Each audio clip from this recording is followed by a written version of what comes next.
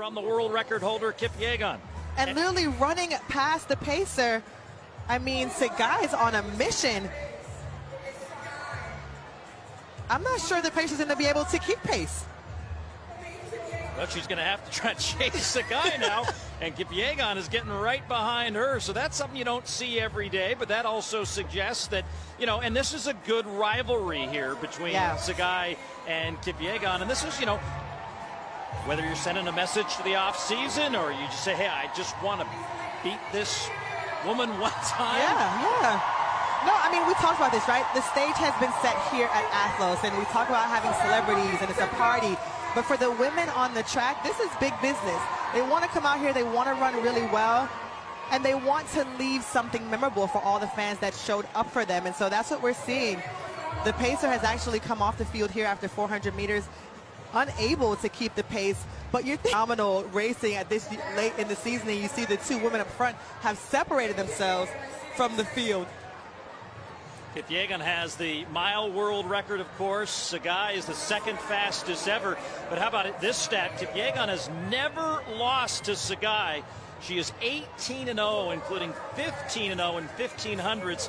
And they have never, ever raced the mile distance until tonight. Wow. I wouldn't have thought that was possible, but I also would have thought that Sagai may have gotten faith in one or two races, but the fact that she is unbeaten just goes to show, you know, why we all just admire all that she's accomplished on the track.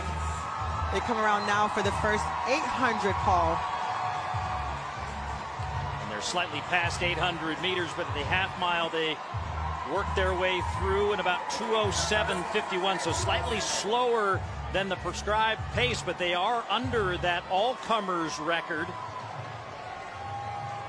of 4:20:39 that was set back in 1998. Icon Stadium record is going to be done in about 2 minutes. I can tell you that. It's around 4:30. But here now, Sagai and Faith challenging her on the outside, and Sagai just looks around and is not staying with her. I gotta say, I'm a little surprised that the rest of the field has fallen off so much. Expected Nikki Hiltz to be in the mix a bit more, but they're almost 100 meters behind the two women out front. And now you can see on the graphic on your screen, over 100 meters separating the leaders, and more space now separating Kipyegon and Sagai as they roll to the bell lap. 1 lap to go as Faith eyes some history here in New York. Faith doing Faith things, already making the move. I watch this race, often listen to you and Kara Goucher, our colleague, talk about how she's able to just infuse that speed effortlessly at any time in the race. And I mean, she has done that, and now she's opening up an even larger gap to the woman in the back, maybe 120 meters or so. It's insane, Paul.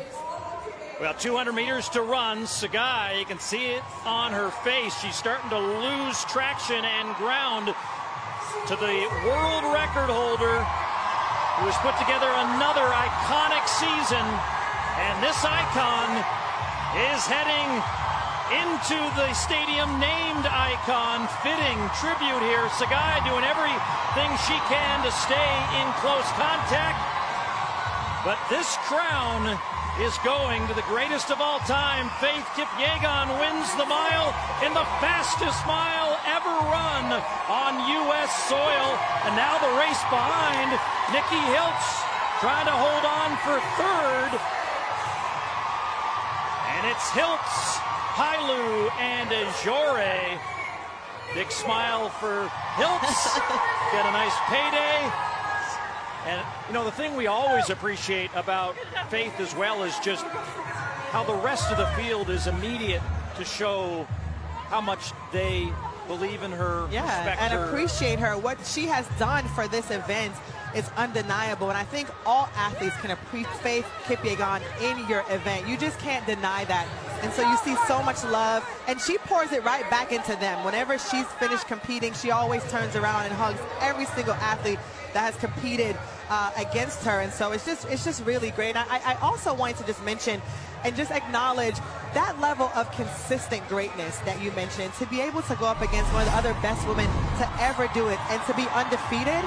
You don't see that in these types of events. And so Faith is really just one of a kind and a true gem in our sport. Let's give credit where credit's due. That gutsy effort in the early going by Sagai kind of kept that pace going. Yeah. That pace setter wasn't going to be able to sub 4:20. But Faith, she's got a lot of that tape hung up somewhere. I'm telling you, as she should. Another magical year